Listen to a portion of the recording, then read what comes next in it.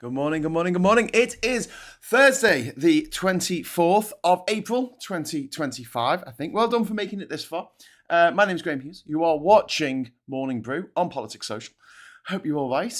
In the chat, we have Scott, we have Reagan Elite, we have Diz, we have Martin Harrow, and Joanna, and Banana Brains, and SG, and Koala Meat, amongst others. Welcome, welcome. If you'd like to join our friends in the chat, all you need to do is press the subscribe button and wait for a minute, but don't be a troll. Right, okay, so we're going to kick off with talking about cargo cults today, and I've already seen a couple of comments saying, what the fuck is a cargo cult, Graham? What are you on about? Well, in the South Pacific, specifically in Melanesia, so South Pacific split up into three general regions. There's Micronesia, which comprises the Federated States of Micronesia, plus some other countries, which means small islands, and then you've got Polynesia, which means many islands, which comprises French Polynesia and other islands. And then you've got Melanesia, as in melanin, as in black islands. Back in the day, people were a bit racist. What can I say?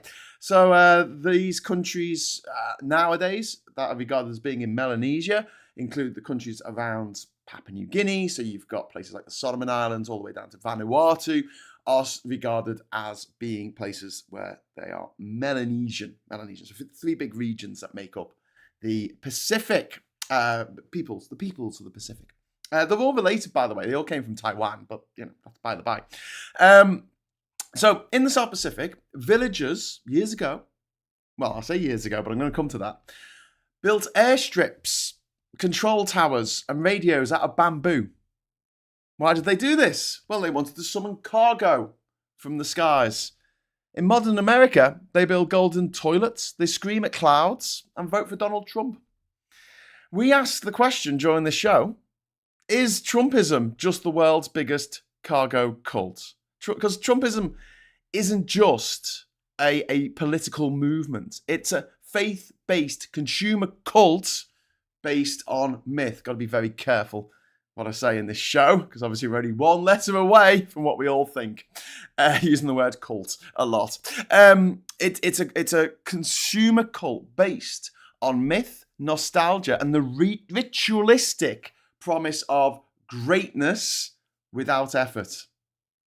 We're living through, this is why I'm postulating this morning, we are living through the world's first industrialized cargo cult, and it's happening right now in the US of A. So, cargo cults. Oh, first of all, just want to shout out to Andrew Dixon, you awesome bastard. Thank you, Andrew Dixon, for gifting 10 Politics Social memberships. Thank you, Andrew. That is so kind of you. That is awesome. Welcome, new members. We have, who do we have? We've got B32 Travel, we've got FT Griffin, we've got Howard Kendrick, we've got Happy Enough, Kaylee Anderson, Azure Stone Dog, and SpongeBob Death Star have now been gifted 1 month's free membership of the channel, which means they get a little rose after their name, like Scott and Plum Duff in the chat here. And also you'll get your name at the end of the credits when I update them, possibly later today. Okay, so cargo cults.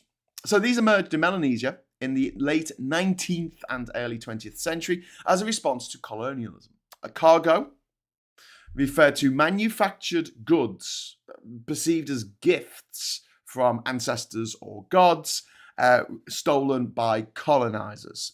These movements promised the return of dead ancestors, bearing wealth and gifts. Ritualistic behavior that they used mimicked colonizers. They would build fake airstrips. They would dress up as soldiers. They would raise flags. They would have marching drills, etc. And the core traits of these cults, which I'll come to in a moment, because Alistair has just gifted 5 more Politics Social memberships to 5 more local lucky people. So thank you very much. Welcome new members. Spiritborn, Miss Super E, Ultra Gravy, Roxy from UK, and RS have all been gifted a membership by Alistair Camp. Thank you very much, Alistair. That's very, very kind of you. And also Alan Jackson with the £2 super chat. Thank you. I forecast a Jeremy Hunt moment. Well, it could happen. Let's see. So, the core traits of these cargo cults were Millerinianism, Sorry, let me get Millennialism, which is a belief in a imminent utopia. I think that's taken from the Millenite cult of the 19th century. I might be wrong, but that's where the word comes from, I think. They have a prophet figure, a charismatic leader who promises salvation. They have imitative ritual. They copy external signs of power, e.g., in the case of cargo cults, they would make boxes. They would make like warehouse boxes, like at the end of Indiana Jones. They would make fake airstrips. They would make fake air towers, and they were, in one case, at least that's been documented, they made a fake aeroplane out of bamboo. Fake radios. They would make fake uniforms, and this belief came from a rejection of conventional labor or means of production. You know, belief that wealth will arrive through divine or ritual means. Tariffs. Okay, I'm going to come to that. And they also had this myth of the stolen destiny, the belief that colonizers intercepted these people's rightful inheritance. Well, to which there is an element of truth to that, absolutely. But it's not all the way there. And then you've got anti-colonial stroke, nativist overtones, rejection of foreign authority, desire to return to a pure past. Are you seeing the similarities here? We're learning all about cargo cults this morning. And then you've got the sort of this collapse of social structure. This kind of thing happens during times of crisis, colonial intrusion, economic upheaval, or in the case of many of the cargo cults that make these airstrips, they did it as a response to World War II. So World War II, you had all these American sailors and air people and soldiers coming to places like Guadalcanal in the island of Guadalcanal in the Solomon Islands, coming to all these different places around the Pacific. And they would come, they would bring whiskey and cards and money and stuff, merchandise, cargo. And then a few months later, they'll be gone. And they would leave all their stuff, all their shit behind. You travel around the South Pacific now, you can still see the remnants of the shit that the Americans left behind when they left.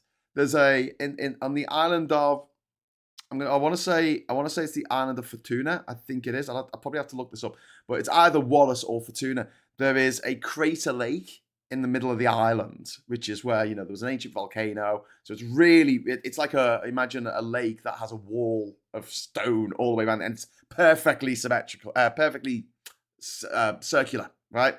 And they threw all of their weapons in there. They drove tanks in there. I pushed it into this so no one else could use it.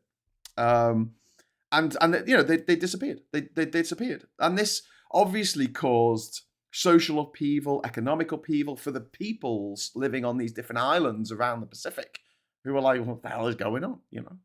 Understandably, these were people who didn't necessarily know much about the outside world. Don't forget, until the 1930s, nobody knew about the 1 million people living in the highlands of Papua New Guinea. It was assumed to be devoid of people. They didn't think anyone lived up there. And then one day, a guy called Mick Lay set out to find some gold in them there hills. He didn't find much gold, but what he did find was a civilization of over 1 million people that until the 1930s, nobody knew existed. And he turned up with a gun. And he turned up with a film camera and a film crew. And people were like, what the hell? Imagine people, the people who were living in these tribes, right? They hadn't reached the Iron Age yet, or the Bronze Age. They were still living in what we would call Stone Age ways. Their tools were fashioned from stone. Imagine some people coming from another country, and you've never seen anyone from any other country before. And they come and they bring technology from literally 2,000 years in the future. That's what it was like for the people of Papua New Guinea. And that was in the 1930s. was in the 1930s.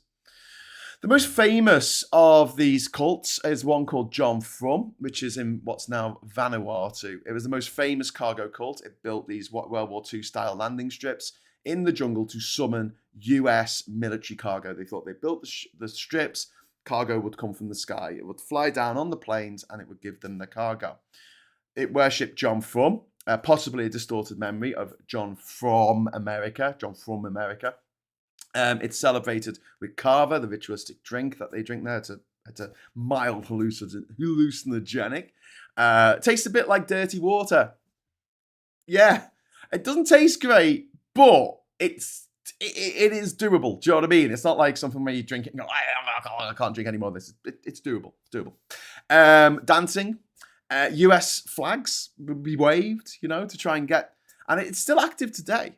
But the problem is, right, with these cargo cults, I mean, in a way, it's kind of charming. You think, oh, well, that's nice, isn't it? But while they're doing this, while they're worshipping, the sky, and there's an old joke, isn't there? You give a man a fish, you feed him for a day, you give him religion, and he starves to death praying for a fish. It's that kind of thing. Or the old joke about the guy who did a deal with God to win the lottery, and then he doesn't win the lottery, and he takes his own life, and he's in heaven, and God's like, why didn't you, he said, why? He says to God, why didn't you let me win the lottery? You said you were going to let me win the lottery, and God said, well, it helps that you buy a ticket. So the joke is, in that, is that you have to do a bit yourself, and what was happening in these cargo cults is that people weren't working. They weren't tending to the land, they weren't fishing, they weren't doing their everyday stuff to stay alive, and instead they were spending all their time, wasting their time, building shit that wasn't going to work to make a magical thing happen for stuff to fall out the sky and shower them in riches and return to a glorious golden age of the past before all these foreigners came along and ruined everything. So here's my thesis. The MAGA movement under Donald Trump is a modern industrial-scale cargo cult. It worships a prophet-like figure, Trump. It believes in a stolen birthright, make America great again. It mimics power through symbols, flags, guns, golden toilets. It rejects real solutions in favor of magical thinking. Tariffs equal prosperity. Tariffs equal reindustrialization. There's no connection between those two things at all. You might as well say, I'm going to blow up this balloon and then I'm going to be a millionaire. And you're like, how is that going to make it? It's like the bit from South Park, isn't it? With the prophet. It's the gnomes and they're going to do something. And then it's question mark, prophet. And it's like, it rejects real solutions in favor of this magical thinking, and it creates a salvation. It craves salvation via spectacle rather than effort. So it's this performative bullshit that the MAGA lot go through, that Trump is going through, the performativeness of Doge, the performativeness of these tariffs, the performativeness of the ritualistic cruelty towards different minorities. They want the things that they want. They want prosperity. They want cargo. They want merchandise to fall from the skies. But they don't want to do the effort to make it actually happen in real life. And so they revert to magical thinking, because it's not just a case that people who vote for Brexit and Trump and Farage are stupid. Yes, they are. But you're never going to get through to them saying that. The bigger problem is, because I know people who have got university degrees, who are on paper supposedly very intelligent, and yet they can't wrap their heads around simple things like, trans women being women, for instance. The problem isn't necessarily your intelligence level or how much ignorance you own. It's this. It's fucking laziness. And I've spoken about this many times on this channel. People who are so lazy they can't even be arsed thinking for themselves. That's your big problem. That is absolutely on the knocker the biggest problem we are facing the planet at the moment. People want results, but they don't want to put the effort in to make those results happen. They want to think that they know stuff about the world, but they can't be asked putting the hard yakka in of actually getting qualifications, researching it themselves, actually doing real research, not just watching some fucking videos on YouTube and deciding that you know it all. Please, nobody watching this, I hope, thinks that they learn everything about the world from me, because I'm probably not the best person to tell you everything in the world. Obviously, I have my own prejudices, and I have my own beliefs, and I have my own blah, blah, blah, blah, blah. You need a plurality. I can't never say that word. I can't even say that word. Don't listen to me. And when I talk about different countries around the world, I'm going to be talking about Dominica later on today on Hughes the World at 6 o'clock. Please join me. I'm not the authoritative figure on the history and the context of Dominica. You'd be better off actually using my video maybe as a little starter thing, but actually listening to people from Dominica who have lived there all their lives and know a lot about Dominica because they lived there. They've lived there. They know. I've visited the place. Don't listen to me. Use it as a bit of a foundation. Wow, we've just had an absolutely epic mega chat. Thank you very much to Plum Duff. It's so much. £50 super chat. Thank you. For that, I think we've hit our goal. I was going to put a goal up. I don't know if I should now. Yeah, I think I will. 10 super chats, but we'll do all the colours, so you can just put a quid in. And I'll do an extra 15 minutes. I'll just type that in now. I'll do an extra 15. Oh, and press start goal. So thank you so much to Plum Duff. You are absolutely awesome. He's a real truth. Fuck Trump. He is a real truth. Fuck Trump. But that is very, very kind of you. Thank you so much. Thank you. So if this is the great quote, okay? So this is the quote about cargo cults. A primitive and confused people who use irrational means to pursue rational ends. Now, you swap the word primitive for radicalized or nostalgic, we're bang on the money. A radicalized and confused people who use irrational means to pursue rational ends. That's it. That's a cargo cult. So let's have a look at the rituals of the cult. The prophet, Trump, he is seen by his MAGA cultists as a messianic figure. He insists that he alone can fix it, which is very common with dictators and cultists and people like that. I alone can bring you salvation. I alone can fix it. Nobody else can. B32 Travel, thank you very much for the £5 super chat. Woo! Graham, thanks for improving my understanding of decency. I used to believe my thoughts were compassionate until I started listening to your messages. I'm sure your thoughts were compassionate, B32 Travel. I mean, we're all learning. It's all a learning process. The worst thing you can do in life, I think, right, is to make an unconscious decision, because I think anyone makes a conscious decision to do this, but unconscious decisions to stop learning. And I think that's a big problem, perhaps with the older generation. I'm just gonna put this up. Not all boomers, okay? Just to make that very clear, some people, perhaps a slight majority of the older generation, learned everything they need to know about life, the universe, and everything when they were 14, when they left school without any qualifications. And then they stubbornly refused to learn anything new. And that's why you have a lot of older people who still don't know how to use their phones or send an email or do anything. They keep asking for help with things. And you're like, just do it. Just learn how to do it, can't you?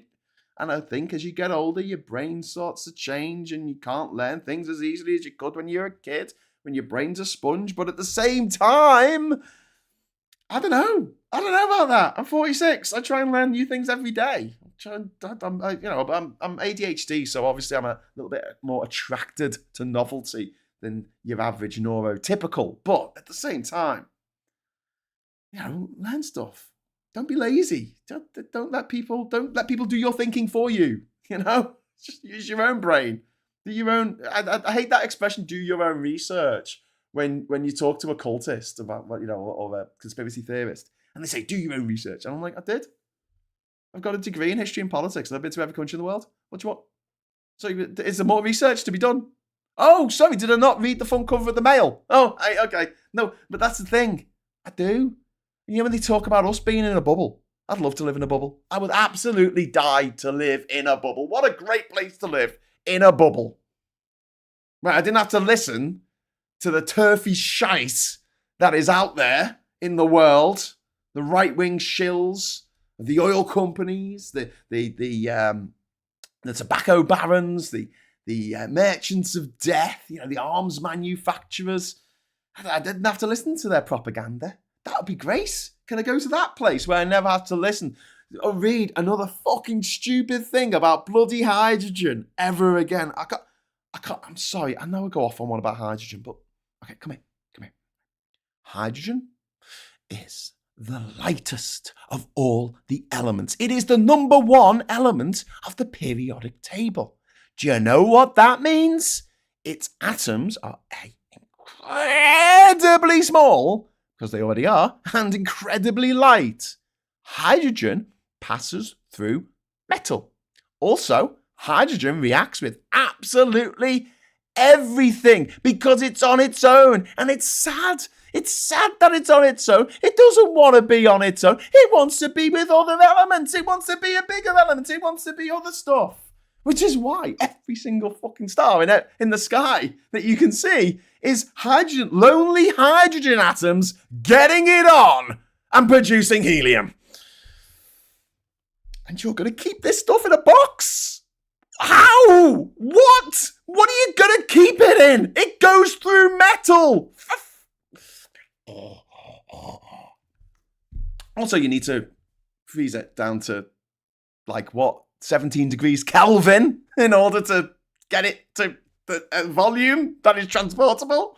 And even then, you'd only be able to, fuel up about 6 cars with it. With a tanker full. Anyway, so yeah, I'd like people to just do their own research. God, hydrogen. Oh, I want a world where I don't have to see any more fucking Facebook posts about how helium is hydrogen. Sorry, it's going to come and save the day. I just the stock photo of the Hindenburg Zeppelin, going down like a Led Zeppelin. I just use that. I just throw that on there. Oh God. Anyway, Dark 4x4. Ooh, is this a quote? Is this a quote from Dark 4x4 from Arthur C. Clarke? I think it is. Is this an Arthur C. Clarke quote? Might have to look that up. Thank you, Dark 4x4. Any sufficiently advanced technology is indistinguishable from magic. It is indeed. It is indeed. Nick says, more rampant ageism. I even made a little animation to say not all boom. What more do you want me to do? Okay, so Trump. It's just he alone can fix it. He has a cult of personality that supersedes good governance or just governance of any kind of normality. In his world, in his MAGA cult, lies are sacred. They're to be held up, and logic is heresy. The rituals, think about his rituals, the rallies, these choreographed displays of devotion, where he has all these people standing behind him wearing the MAGA hats. That echoes the Melanesian flag, the flag raising, and flying the flag of for the gods to come and deliver the cargo. The red hats, holy relics. The slogans: lock her up, stop the steal, build the wall that never got built. Ritual chants, flag worship, literal golden idol worship. For instance, see the Conservative PAC, the CPAC statue, and then you've got the online sermons, the Truth Social, little snippets, little sound bites from the Godhead for a digital temple for people to worship in. The cargo is this belief that America is owed wealth for simply existing. That America's had its merch, its merchandise, its cargo stolen from it by these people from other countries who are taking the piss. It's so unfair the way they've been treated. Trump talked about his country, the richest country in the motherfucking world, being raped and pillaged by other countries. That would include the countries that America has literally raped and pillaged. I guess. Wow. Wow, wow, wee, wow. Wow, wow, wow. Owed wealth for simply existing. The tariffs are, economic voodoo. That's what it is. It's magic. It's the idea that you put tariffs on stuff, money comes. It's not true. No economist in the world worth their salt thinks that tariffs are a good idea, because they're not. They're a terrible idea. Absolutely bloody awful. I mean, just Jesus Christ. Tax cults. Tax cults. Oh, nearly fell for that. Tax cuts equals divine favor. You know, do this for me, and you will be given tax cuts. But the tax cuts only help the super wealthy, like Elon Musk. Doesn't help anyone, relying on social security in America or relying on Medicare or Medicaid to stay alive. Doesn't help them. Yurosh, thank you very much for the €10. Love getting euros on this show. Any technology, no matter how primitive, is like magic to the ignoramus. True. Alistair, MAGA products made in China. Holy relics. Yeah. Indeed, Alistair. Bring on the holy relics from China. We're gonna be showered. You're gonna be so rich. You're gonna be so. Yeah. What Yorash says then, any technology, no matter how primitive, is like magic to the ignoramus. It always reminds me of the bit in Hitchhiker's Guide to the Galaxy. I'm sorry to keep referring to these books, but they are quite influential on my thinking. Where Arthur Dent, in the series anyway, he finds himself stuck on a primitive planet with essentially cave people, and he doesn't know how to show them anything. He doesn't know how a computer works or a television. He doesn't know how to make a toaster. He just makes sandwiches. That's what he does. He's a sandwich maker because that's all he knows how to do. He doesn't know how anything works, and it's true. We use these amazing bits of technology every day. This camera, this microphone, the screens I'm looking at, the lights. Oh, incredible tech. Wi-Fi. It's just like insane. It's magic. Having a little box in your room and you say, "Hey Alexa, do this," and it does it, and you're like, "Oh, magic." How does it work? Who knows? Nobody knows.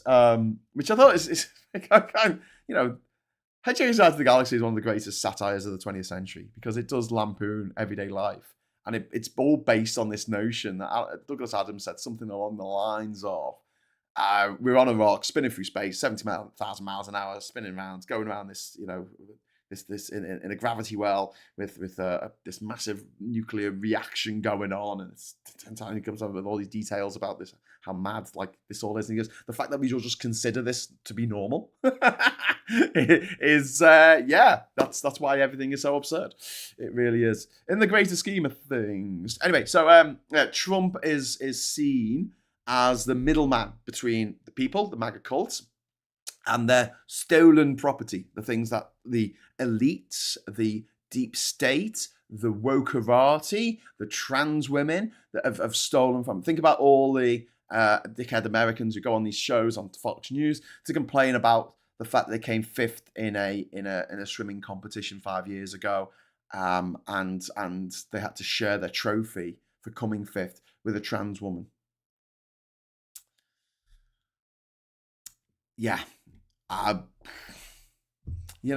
Aggrieved people, including the richest man in the world, Elon Musk, who comes in with a chainsaw going, the system's broken. The system that made me the richest man in the world is broken. I need to fix it with a chainsaw.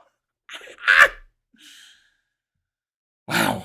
What a time to be alive. B32 Travel, thank you very much for the £5 super chat. Very kind of you. Starting to appreciate Trump. Spent a few days in Southport boycotting US businesses. Found a great UK coffee shops. My choices have changed forever. That's fantastic news. And yeah, it is one of the silver linings that people are making choices to spend money in places that aren't American franchises, not buying American products. And yeah, because look, I'm sick of American culture. We've had American culture rammed down our neck like you would not believe. And we know so much about America. We know more just casually, just by watching TV, watching movies. We know more about the history, the culture, the religion, everything, the ethos of America, its stories, its legends. We know more about that than pretty much any other country in the world. We may even know more than the UK. I'll tell you something, right? I can name all 50 states. I can't name all 64 or however many it is counties of the UK. I can't name them all. Do it for the States. I could probably name more American presidents than I could name British prime ministers. That's not good, is it?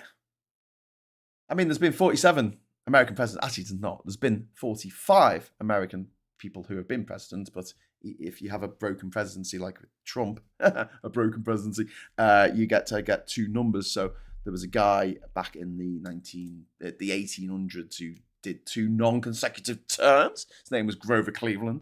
And so he was like the 16th and the 18th. Oh no, the 16th was Lincoln, wasn't it? He was like the 20th and 22nd president or something. But it's because we get shoved, this culture, American culture, Mickey Mouse, Star Wars, Superman, gets rammed down our throats. Absolutely rammed down our throats. And I would like to see more Hollywood-style blockbusters about Irish mythology, Indian mythology, Chinese mythology, Indonesian mythology. Like, there's so many great stories ready to be told on the big screen of epic love and matches and crazy shit and gods coming down and thunderbolts and superheroes, but they're Indian superheroes. You know, there's so many stories that we just don't tell because we're absolutely obsessed with America.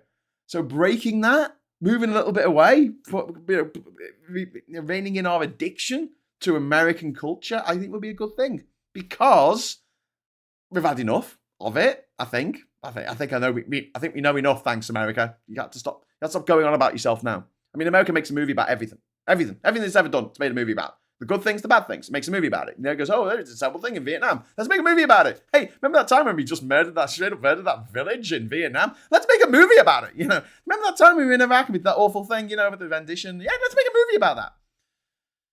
Yeah. So, most countries don't do that. Most countries aren't that obsessed with themselves and then force that obsession onto other countries. And so, yeah, let's tell some more stories. Let's have some more folk tales from Italy. And some more stories from the Roma people from Eastern Europe. Let's hear their stories. There's infinite amount of stories out there waiting to be told. And yet all we're getting is sequels. You know, we're getting Shrek 4 for Christ's sake. I mean, what? Anyway, or adaptations. Jovian, thank you very much for the £10 super chat. Very kind of you. B32 Travel says, my boycott, saving pay for super chats. Thanks, TJT. Thank you very much, B32 Travel there. And then finally, Alistair Kern with another super chat. Thank you. Everyone's been very, very generous this morning. £55. Not learn about the states of the USA or all the presidents. That will save my brain cells for more important things. Well, exactly. It is kind of mad, isn't it? So yeah, the myth of the thief. Should we talk about this for a moment? So, like, Melanesians believe that colonizers intercepted the cargo that they were supposed to receive. MAGA believes that the Democrats, the deep state, immigrants, China stole their greatness. You get rid of all that, and you can make America great again. The 2020 election, a cosmic theft. Aggrieved people feeling like something has been taken from them, and they are easily manipulated into doing whatever you want them to do. And Trump's job is to get the cargo back for the cargo cult that is MAGA. Thank you very much to Jovian for another £5 super chat. Ooh, thank you very much, Jovian. That's very jovial of you. Hey, and then the fake airstrips. The fake airstrips. What are they? Well, the wall that never got built, that no one mentions anymore, and that's really weird. Isn't that really weird? Isn't that like you go to school with someone who ends up going to jail for something awful, and you don't really talk about them anymore? Do you know what I mean? Whenever you tell stories about being in school, you kind of miss them out the conversation. It's like they were never there. It's a bit like Trump, innit, with his wall. The wall that was never there. The wall that Mexico was going to pay for. The wall that nobody asked him about in the campaign trail last year. Hey, Trump, where's your fucking wall? Donny, hey, pay attention, dickhead. Now you got dementia and you're shit into a diaper, but pay attention. Where's your fucking wall, mate? You said you were going to build a wall. You said you were going to build a wall. Where's the wall? Go, where is it? Can people go and visit the wall? Can we go and sell tickets? No. People gave money, not the Mexicans, Americans, dickhead Americans gave their money to Steve Bannon, Trump's mate, and Steve Bannon embezzled all that money and went to jail for it. Where's your wall, Trump? Repeated economic stunts like tariffs, trade wars. Trump does this stuff, performative nonsense. It's a fake airstrip. Deregulation without infrastructure. Pretends policies. He comes up with these pretend policies that mimic real power but achieve nothing. Some other commentators have really, really drilled down into the executive orders that Trump has signed, and so many of them are just nonsense. They're absolute abject nonsense. They don't make any sense whatsoever. There was one that he signed about we should strive to make America great again, and he signed it. We should strive to make America. It doesn't mean anything. It's got nothing. It doesn't change anything. It doesn't change the way institutions work or the law works or anything. It's just like it's like writing a wish on a Chinese lantern and sending it off into the fucking what's the performative? That's what it is. It's performative. His handlers know what they're doing. My God, we got another mega chat. I don't think we've ever had 2 mega chats on the same show. That's absolutely awesome, except when there's an election on or something. Thank you very much to Dark4x4 for the £50 super chat. That's incredible. My favourite Hitchhikers quote: "The universe, population 0, and as any finite number divided by infinity as it's close to 0 as to make no odds, and the people that you meet from time to time are merely the product of a deranged imagination." Yep. Because any number divided by infinity is as close to 0 as it's possible to be. Absolutely right. They went on to prove that black was white and died on the zebra crossing. Possibly. Yeah, that's from the actual book in the book, isn't it? That's the when the actual Hitchhiker's Guide is talking. Jason, thank you very much for the £5 super chat. German or French leaders are more important to us. How many of those are taught to Brits? Hardly any, Jason. You're absolutely right. I don't think, if you went out, you might get some people who have heard of Charles de Gaulle. And people have heard Napoleon, obviously, but after Napoleon III, Napoleon Dynamite, who fucking knows? Louis the 18th. Don't know what happened to Louis 17th. It just seemed to skip from 16th to 18th. I don't know. I mean, French leaders going back to, Louis the 13th, Louis the 14th, son, the Sun King. Henry the Fourth. I mean, there's with an I. There's loads of history there. I mean, Bismarck. I don't think most people have heard of Bismarck, the guy who brought Germany together, essentially. Otto von Bismarck. Played, I think, I've got a memory, right? And someone's might be able to correct me on this. Did Oliver Reed play Bismarck in a Flashman movie with Malcolm McDowell? Am I dreaming this? Is this something that happened? Was there a Flashman movie? And it had... Am I getting it mixed up with something else? Did Oliver Reed play Otto von Bismarck? Did he? Can someone tell me? Let me know in the chat. Someone look it up. But yeah, I mean, that would be great to know. People don't know. People don't. I mean, Angela Merkel was the Chancellor of Germany for over 1,000 years, so it's not that difficult to look back over German leaders. But people like Helmut Kohl, who was in charge during the wall coming down, I think. Yeah, we should learn more about them. We should learn more. Most people have heard of Franco, who was the dictator of Spain until about 1985 when he carked it. I think they had a bit of a coup. They got rid of him, and then he died a few months afterwards. But hardly anyone's heard of Salazar. Salazar, who was the dictator of Portugal until the 1970s, 1975, I think he carked it. And his name was Salazar, for Christ's sake. I mean, come on. I want to learn about that. Sounds great. I mean, that's an evil name. If you're going to be an evil dictator, you may as well pick an evil fucking name. He did. Well, I suppose his parents did. Hey, Dog 4x4. You have been a member for 3 months. You are awesome. Thank you. It's my birthday and I'll spend how I want, lol. Oh, thank you, Dog 4x4. That's so kind of you. And you've also been a member for 3 months, which is absolutely awesome. Royal Flash 1975. Thank you, Sarah Davis. Oliver Reed. Royal Flash. Yes. Okay, I sometimes think that I'm just there's so much stuff going on in here. Did that happen? Was that a dream? Did I really? I also suffer from imposter syndrome, which doesn't help at all because I think back of things that I did and I'm like, did I do that? Did I really? But did I not just watch someone else do that on television? I don't know. Who knows? Up is down, left is right, black is white, dead on the zebra crossing. Anyway, so let's talk about the latest tariff farce from Trump. So today, news reports that he is threatening to end the 90-day pause early, threatening 50% tariff for 100 countries. China is still facing a 145% tariff, but he might be U-turning on that. We don't know. Who knows?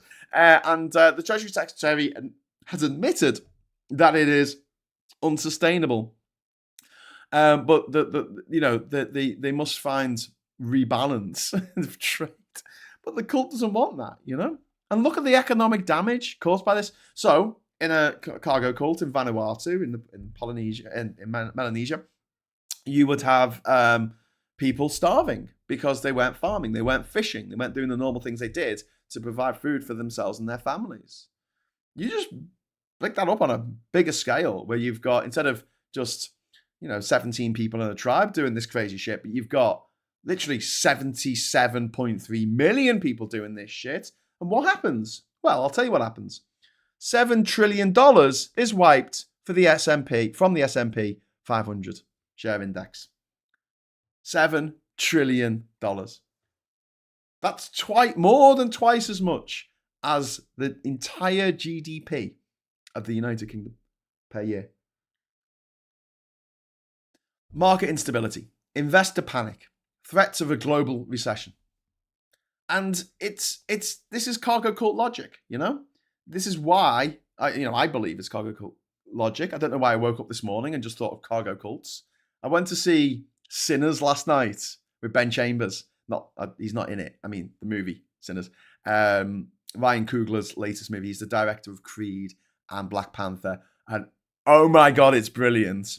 And if you try and go in without knowing anything about it, that is my best advice, because there was an important plot point that I knew because I had seen a clip on Mark Commode or something talking about it, and he mentioned this thing, right? It's better if you have no clue what it's about, what's going to happen. It's just brill. Like it is, you watch the movie and you're like, because it melds all these different genres together, and you're like, that is a movie. That is a movie. That was thank you. So yeah, movie of the year so far, and like nothing else even comes close. Go and see Sinners. Very, very good. But yeah, I went to see that last night. I don't know. Just woke up this morning and I thought, do you know what MAGA's a bit like? It's a bit like a cargo cult. My brain does this to me sometimes. Alistair, thank you very much for the £5 super chat. Graham, it was Royal Flash movie, not Flashman, and you're correct, he was in it. But it was Royal Flash. It was a Flashman series, which was a series of books written by, I want to say, George MacDonald Fraser, I think. He wrote a series of books about a character called Harry Flashman, who was taken from Tom Brown's school days. He was the bully in Tom Brown's school days. And he took that character and he told the rest of his life story. And it's a satire, but it's one of those satires that I don't know if it works, because if you are a little bit, Little Britain demented, golden age of the empire, even though this guy is a scumbag, a rapist, a murderer, he steals, but he always comes out on top. He always manages to come out on top. So in the first flash of a book, it's set during the massive retreat from Kabul, in which over 1,000 Brits were massacred on this road going out of Kabul, trying to get back into what's now Pakistan. And it's and he's like the sole survivor. And he goes to get the flag sorry, spoilers there if you haven't read the book, but he goes to get the flag to give it to the Afghans to say, look, I surrender. And something hits him and he falls and he's wrapped in the flag, and then he's found, he's the sole survivor, and he's wrapped, and he almost gave his life to protect the British flag. And it's not, he's a coward, he's a cheat, he's a con man, he's a philanderer. But he always comes out on top. And you read it and you kind of like, this is cool. Like, it's a funny book. It's a satire, obviously, but in the same way that I've talked about this a little bit about how some satires I don't think work because people don't understand that they're satires. So, Starship Troopers, Fight Club, American Beauty, Falling Down, Civil War last year that came out with Alex Garland. I didn't like that movie because I felt that I watch it and I go, oh, what a satire! This seems like a terrible thing here. But people watch American Psycho. Wall Street bros watch American Psycho or The Wolf of Wall Street, and they go, oh, that looks cool. He's my hero. And it's like, no, you want to make your satire horrible. You want to make it so people feel revulsion at the person or the thing that you are lampooning. If you make them into a hero, it doesn't quite work. Sorry, going off on one a little bit there. But thanks very much for the clarification from Alice Durham. Royal Flash, Malcolm McDowell. Anyway, so where was I? I was just talking about the tariff farce, wasn't I? So we had, what was it, 7 trillion wiped off the S&P 500 and market instability, investor panic. Also, the gilt yields, as people call them in this country, but over in America, Treasury Bonds of the interest on them has gone up, which isn't normal. But usually there's a flight for people buying bonds, IOUs to the government, so they lend money to the government, and the government gives a set amount back over 10, 20, 25, 50 years, whatever it is, right? And they'll get a set amount each month from the government of interest. It's interest. They call it something else, but it's basically interest. And it's supply and demand. And because people are selling their government bonds, they're selling these IOUs to each other. You can sell them to each other. And no one's buying any new ones because they're like, what's the point? You're having to put up the amount that you get for them. They're having to put up the amount of interest, to try and cover the same costs. And America is massively indebted. It's indebted to Japan and to China and to the UK to the tune of over $2 trillion, well over $2 trillion. Oh, John C., thank you very much for the super chat. Graham, did you see art in The Guardian on Monday by Thor Pedersen claiming to have visited every country in the world from 2013? Took a day. Yes, I did. Look, can we not talk? And thanks for the super chat. I really appreciate it. But I'm the first person to visit every country in the world without flying. It was my idea. When I did it, no one had done it before. No one even thought it was possible. I went to The Guardian with the idea and they knocked me back because they said it was impossible. Okay. I went to Lonely Planet and they thought it was impossible too, but I proved it was possible by showing them their own books to say, no, actually, it says in your books you can do this. And the first year of my travels, I did it as a race around the world type thing where I was trying to visit as many countries as possible. I kicked back after the first year. After the first year, I got the Guinness World Record for the most countries visited without flying in 1 year, which is 133, which has not been broken yet.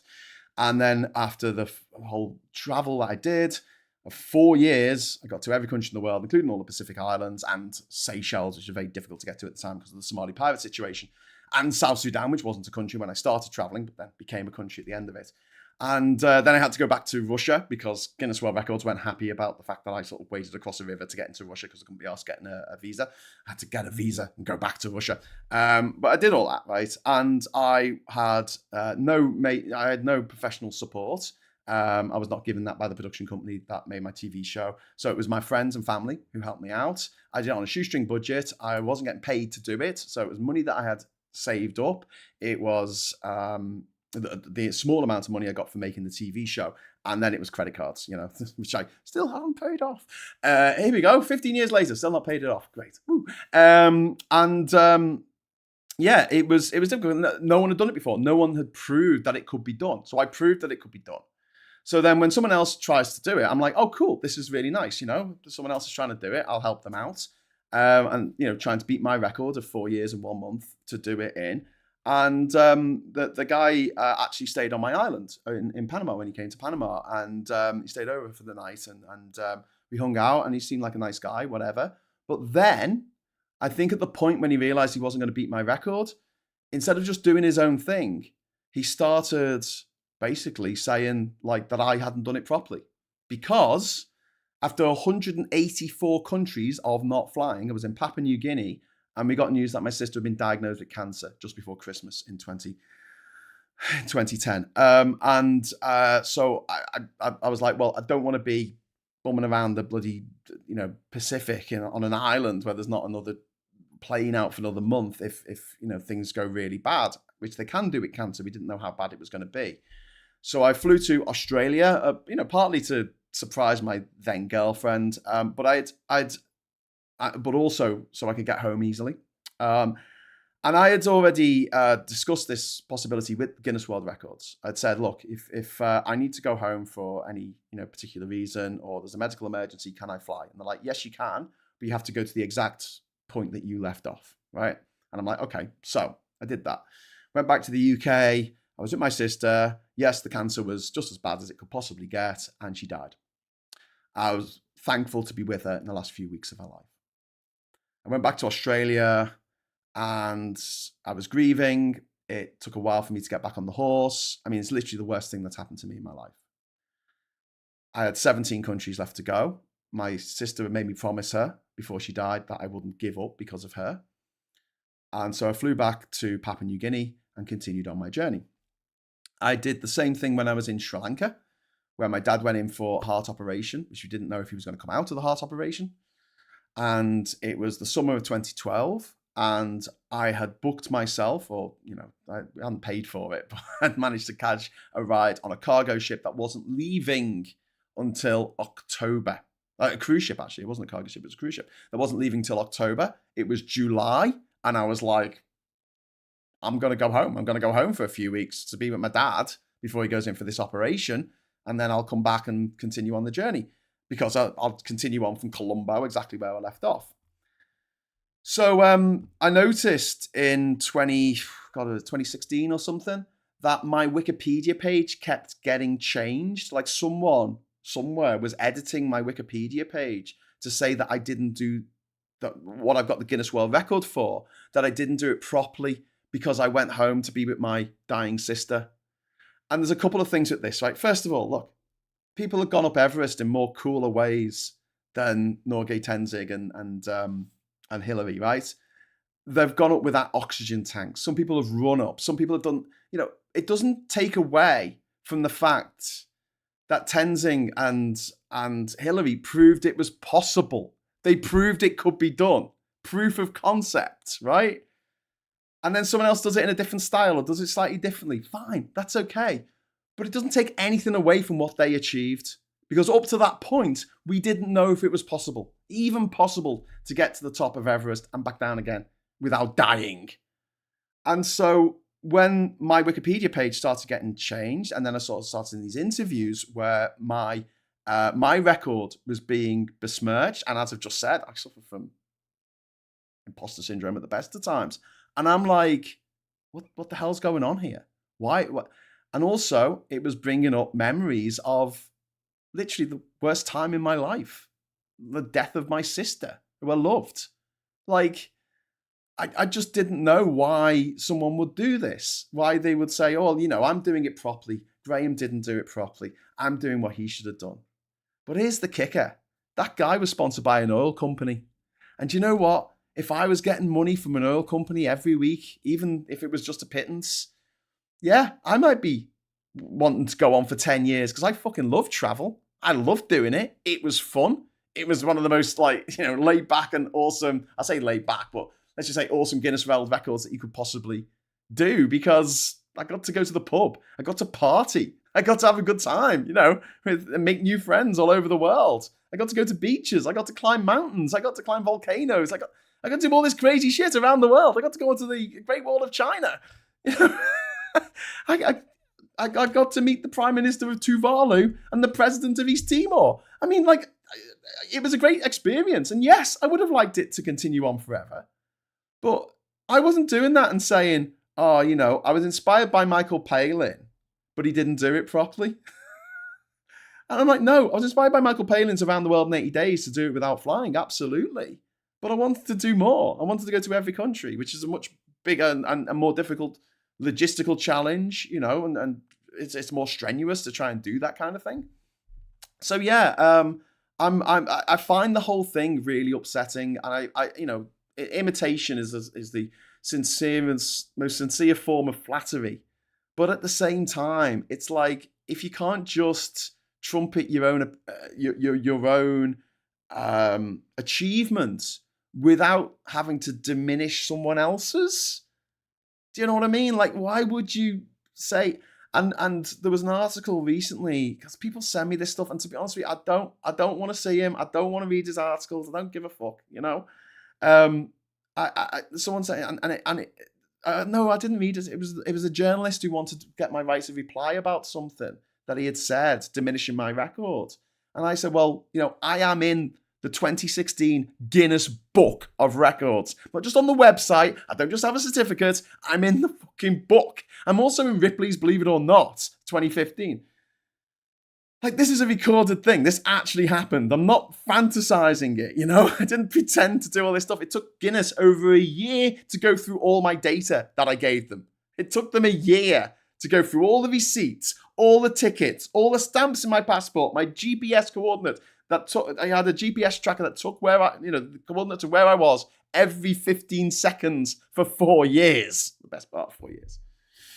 And yeah, that evidence was there, you know. So, and I was asked about this, how I felt and stuff like that, and I just explained to them this, you know, what I've just said to you, basically.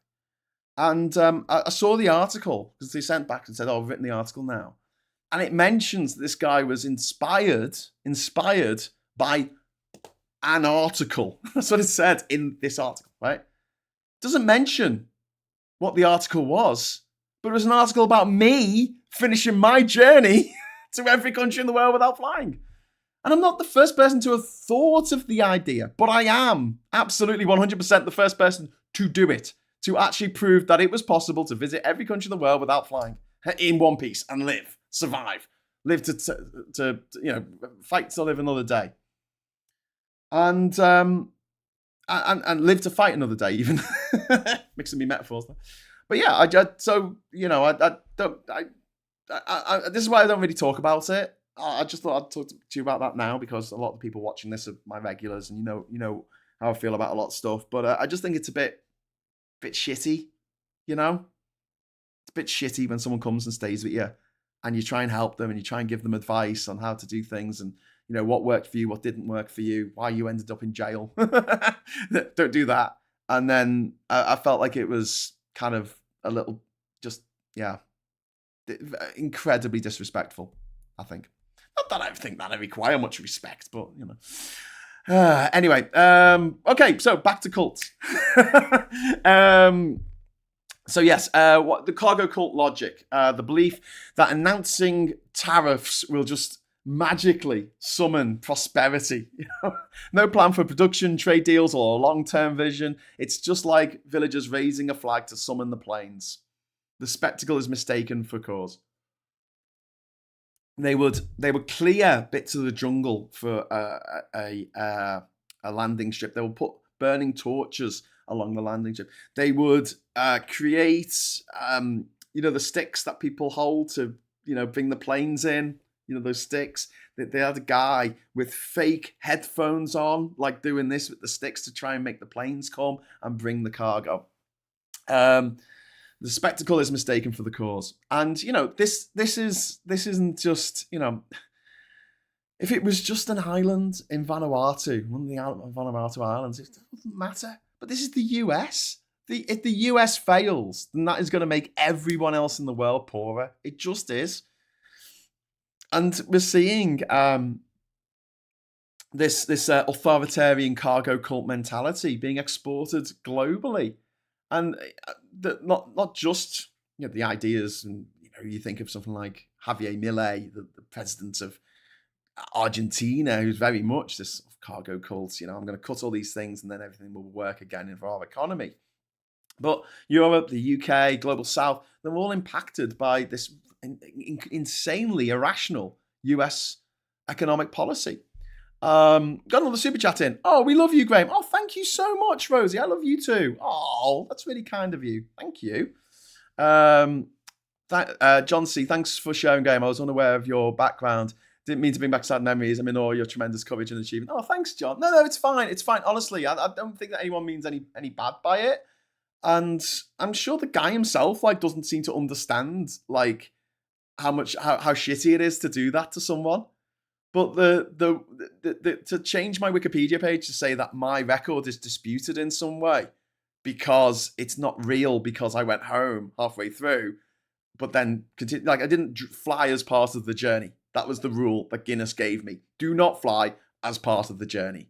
Gave me other rules as well. I had to step foot on dry land. I couldn't visit some far-flung territory on the other side of the planet and claim to visit the motherland. I couldn't drive. I couldn't drive myself as part of the journey, but I could hire a car to drive around the city if I was going to be there for a few days, or to drive around North Island of New Zealand if I was going to be there for a couple of weeks. Like I could hire a car, but I couldn't use it as part of the journey. Do you see what I mean? Like these are the rules that they put down. And I went, okay, because when you hear a Guinness World Record, I'll give you an example. So there was one where there was a guy who got the record for being on the roller coaster for the longest amount of time. 17 days or something mad, right? He was allowed a certain amount of time each hour to go for a piss, right? I've talked to Guinness about doing the world's longest solo live stream, right? And their time at the moment is 45 hours, 45 minutes. No one's done it yet, but that's just the minimum time that they want to make the record kind of like, a difficult record to try and set.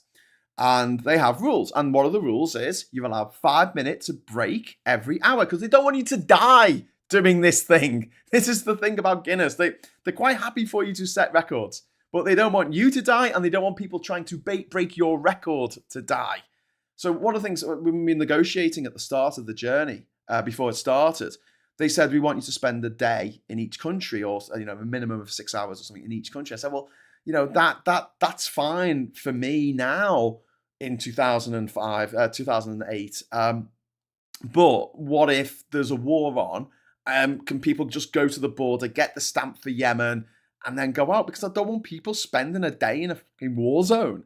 And they were like, yeah, okay, fair enough. And also, you can't stay overnight in Vatican City, for instance. I don't think, unless you're a priest. Go get yourself ordained. Go get yourself ordained so you can become a priest. So, these rules were put in by Guinness. So, for instance, if I do this 48-hour marathon solo live stream, I was speaking to YouTube about doing this down in London, actually. So it might happen this year. I don't know. But I'm allowed 5 minutes every hour break. This is the way they do it. So there's a guy who is walking home, right, to Hull. He's walking home to Hull from the tip of South America, the southern tip of South America. Carl Bushby, his name is. He's been walking since the 1990s. However, it's not one unbroken trip because he has been deported. He has been arrested. He's been taken away. He's had to make his way through Russia, through China, through the Middle East, like countries that don't basically want this hairy guy from Hull walking through their country. Thank you very much. But he keeps trying. He keeps spending time away, and then he'll come back to the place where he left off and continuing on his journey.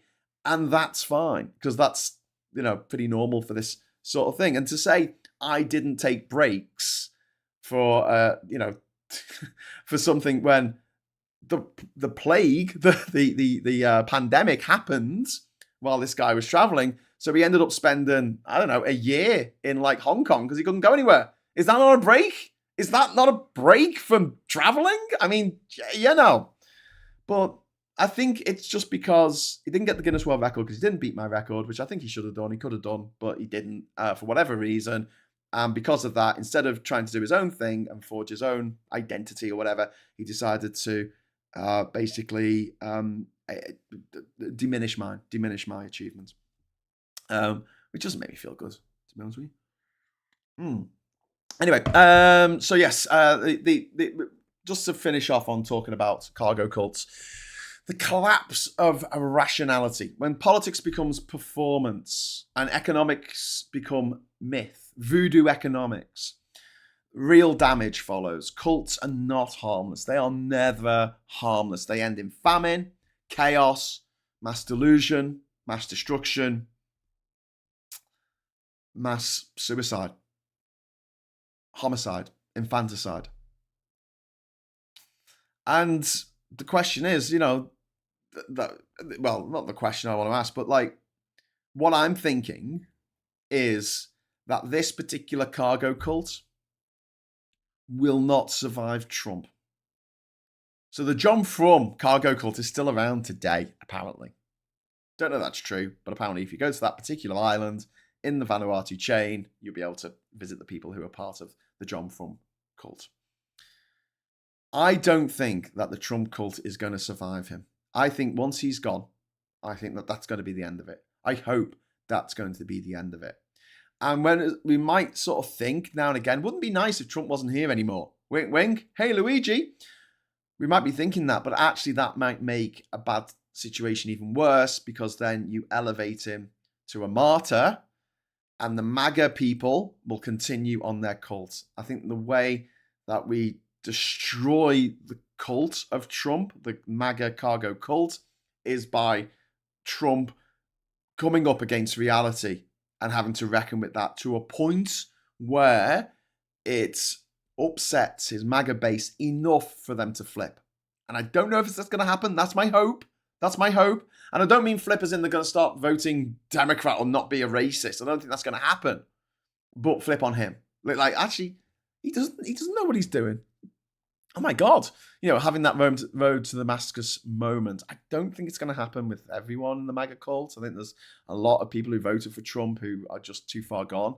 But I'm just hoping that there is a critical mass of people who voted Republican in the last election thinking that it will make their lives better and are actually woke, alert enough to understand that it hasn't.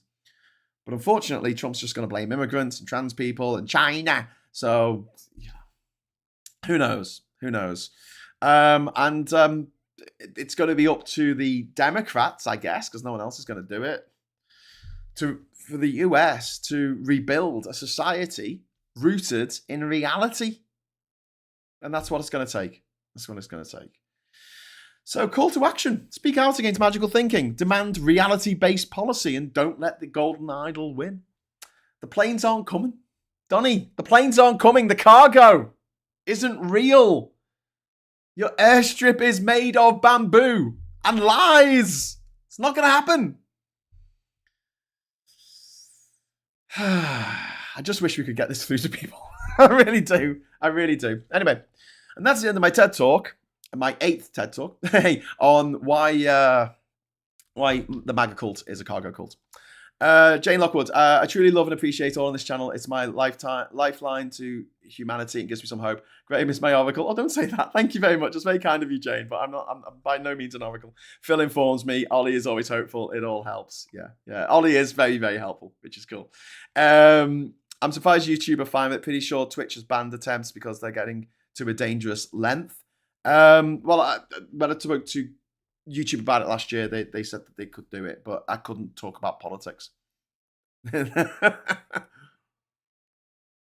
Because it couldn't be seen to be political. But that's all right. I can talk about pop culture for 48 hours, I'm pretty sure. The best part was walking into Toys R Us and ordering that many kits. The look on their faces was so funny. Was delivered a week later in a huge lorry. That's from Joanna. About the travel stuff or his experience since he's already written a book on his travels. I'm not sure he wants to reflect on those, trying to dismiss his achievements. Talking to Mike. Martin says, okay, random updates. Tripods now in a circle. Only time I've seen that setup is for motion capture. There's no blue screen, just a grassy park by the river.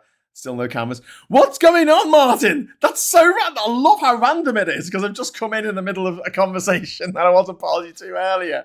So that's cool. Leanne Scott. Graham, you are the OG, always. The original Graham. Michael says, I'm banned from Wikipedia for adding disgraced former MP to several people's pages.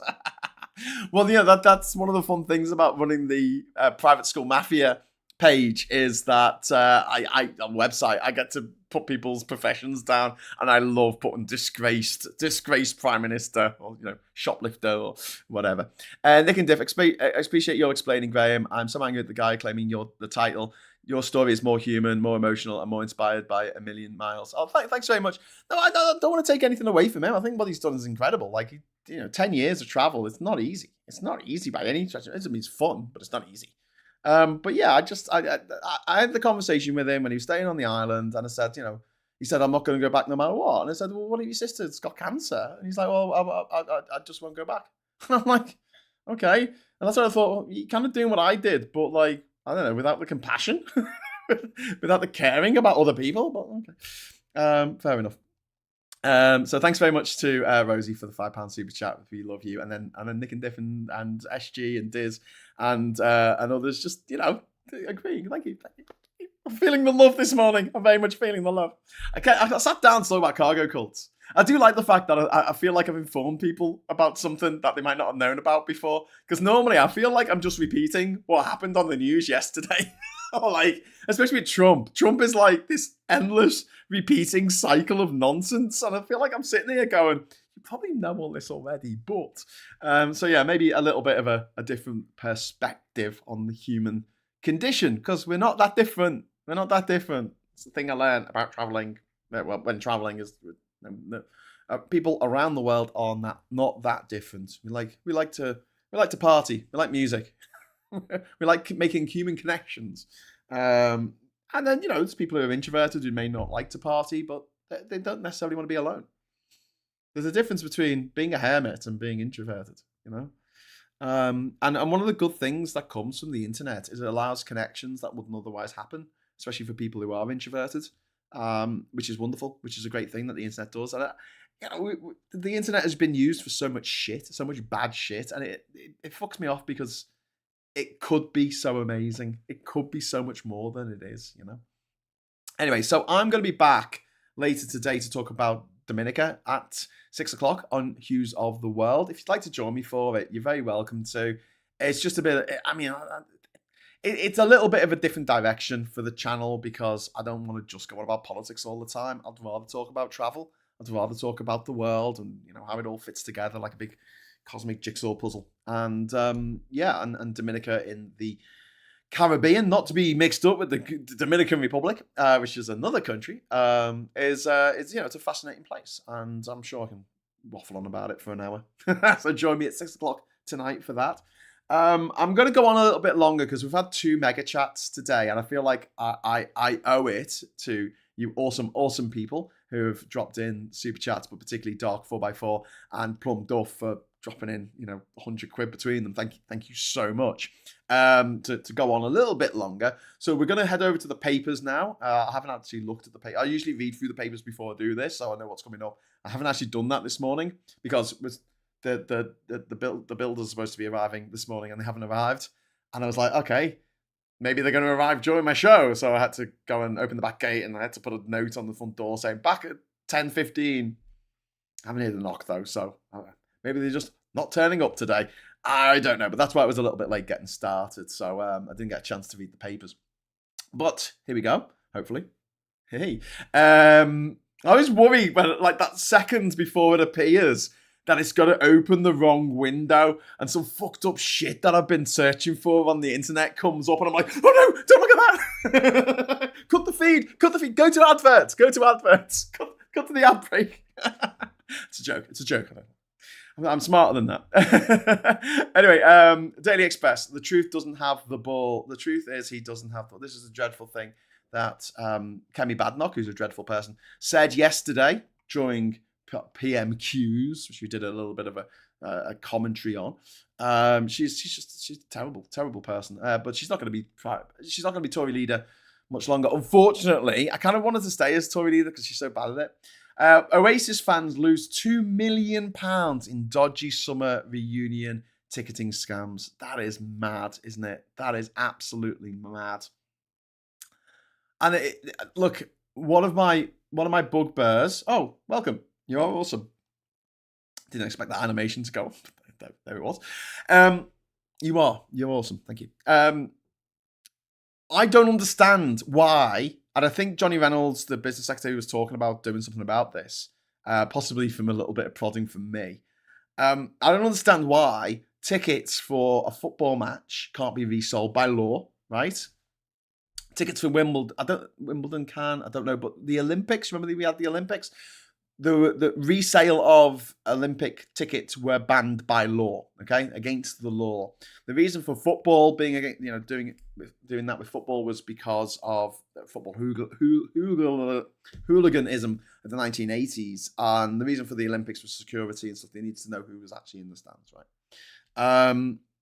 And I want the same for gigs. I want it to be illegal to resell tickets for gigs. And I want them to force the gig promoters to have a system where if you can't go, you sell your tickets back to the promoters, the people selling the tickets, for face value.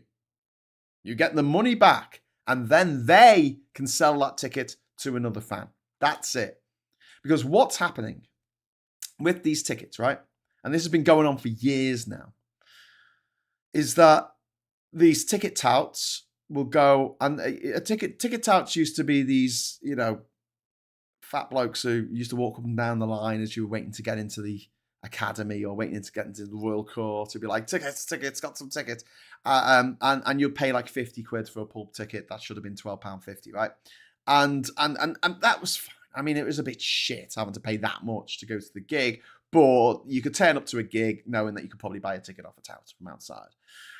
But they wouldn't buy all the tickets, The vast majority of tickets for a gig, 95% of them, would go to people who actually wanted to go to the gig.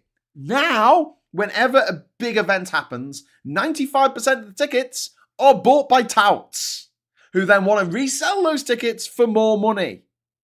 And this has so many bad knock-on effects. The tickets sell out straight away. If you have dynamic pricing, like what Oasis did, they're like, oh, well, the band's through the roof. We better put the price up. Thanks for that. And also, it prices out people like me, possibly like you, from going to gigs anymore. Can't afford it. I can't afford 70 quid to go to a fucking gig. That's ridiculous. It's absolutely insane. It used to be 7 quid. It wasn't that long ago. The price of a paperback book in the 1990s was a tenner. You got a price of a paperback book now is a tenner. Like, why that hasn't gone up 1,000%, has it? But gig tickets gone through the roof, and this needs to be stopped. It is so unfair on the punters, and it opens up shit like this. This is a disgraceful headline because crooks have made off with £2 million of British people's money, fans of Oasis who wanted to go and see a gig, and they've been conned out their money because of a system that allows con artists, lazy, feckless con artists who want to make a lot of money for the most minimum effort possible to do this. To make some money. And the government could stop this today. They could stop it today. They could bring in a law that says you cannot resell tickets for gigs. That's it. End of. The only people who can resell the tickets are the Ticketmaster or C-Tickets or whoever the distributor of the tickets is, right? You got to pick one, or maybe a couple, whatever, but they're the only official places that you can buy and sell tickets on. And make it law. And also, rein in the bastards price gouging, Ticketmaster, Live Nation, price gouging, because they've got a monopoly. They can afford to sell tickets for whatever they want. That's got to stop as well. It's absolutely got to stop. So yeah, Plunder Hall. See what they've done there? Because it's a bit like their song, Don't Look Back in Anger. Oh my God, we got another mega chat. 3 in 1 show. This is remarkable. Thank you so much, Alex Morgan. Alex, you are a legend. Thank you. It was your travel adventures that first got me hooked on your channel. I've still read through your book too, and your lockdown shows helped so many people. There's only one Graham Hughes, never stop streaming. Oh, thank you. Thank you so much. That is so generous of you, Alex. Thank you. Wow, 4x4 and Plum Duff and Alex. Thank you. Thank you all. You just amazing, amazing people. Thank you. And everyone else who's given a super chat, but the mega chats. The mega chats. That is incredible. Thank you. I really, really appreciate it. Thank you. Lump in my throat now. Moving on. Oh God. There he is. Loser. Reeve signals UK could lower tariffs in US car imports in a bid to secure trade deal. Trump, take peace deal now or risk losing everything. Oh, man, I just hate him. I just hate him. I'm gonna do something now. While we're watching this, while you're watching this, I'm just gonna do something quickly. That might help the situation. I feel. I'm hoping that it will. I'm hoping that it will. But yeah. Put that there, and then if I go to, there is yeah, transform, flip horizontal. There we go. Brilliant. Okay, there he is. Cool. Okay, we can go back. We can now go back to the papers. I've fixed them. There you go. They're fixed. We've got Trump there. Trump, take peace deal now or risk losing everything. US president claims the end of the war is very close, but warns Zelensky is harming process by refusing to recognize Russia's occupation of Crimea on day that Washington snubbed Keir Starmer's London peace summit. Indeed. On the front cover of the Times here, we have a child from a family that we're obsessed with for some reason. The child. What did the child do? He had. There's a new picture. There's a new picture of child that needs to be on the front cover of a newspaper because that's news. Picture of child. Oh, he's lost his front teeth. Imagine for a moment that there's a family living down the road and you ask very nicely if you could take a picture of their child who's lost their front teeth because you think that should be front page news. And you take that picture and you stick it on the front of newspapers all over the country. Like hundreds of thousands of these newspapers in all the news agents and all the service stations around the country. Picture of this kid from down the road. Would people think you're a bit weird? Would they? Yeah, mate, they would. I think. Come here. I think they'll put you on the sex offenders register. Just saying. Di, thank you very much for the £20 super chat. Woo! God, this is so generous this morning. Thank you so much. Forget about overpriced megastars and go see Rosalie? Is it Rosalie? Rosalie Cunningham. I think it's Rosaline. A double I there. So yeah, I will check out Rosaline Cunningham. I'll write that down. The thing is, right, when it comes to a lot of these bands, I've seen them. And I haven't just seen them once. I've seen them many, many times. Like, I've seen Oasis probably about, I don't know, maybe 9 or 10 times. I saw Oasis play in Bangkok. I saw them at the Royal Court. I saw them at what's now the Manchester Evening News Arena, or whatever, the Manchester Arena. I've seen them play Bolton Wanderers Stadium. I've seen them play in V and Lee, the V Festival. I think they played once. The Leeds Festival. I saw them at Glastonbury. I don't need to see them again because I saw them when they were at the peak. You know, I'm not even that big a Oasis fan. I'm more a Blur boy. But I don't know. I don't need to see them. So yeah, up and coming artists. I'm more for that. But yeah, overpriced megastars. Although, you know, I did pay a lot to go and see, well, a lot for me, to go and see the Rolling Stones back in like 2005. I think it was something like, I don't know, 60 quid or something to see them, which was a lot back then for a gig. I was like, oh my God. And I paid to go and see Simon and Garfunkel, because, come on, Simon and Garfunkel. They were supported by the Everly Brothers, for Christ's sake. Incredible. And that I remember that being an expensive gig. But apart from that, the bit that blows my mind now is I've been on guest lists for stuff, but still had to pay for the ticket. How mad is that? Anyway, the Glastonbury resale goes on Sunday, I think. This Sunday is the Glastonbury resale. I think it's this Sunday. I hope it wasn't last Sunday or missed it. But yes. Whose child is that? Says Nicky. I don't know. Some random child. Some random child. But yeah, Zelensky is the key obstacle to peace deal, says Trump. That's the cover of the Times there.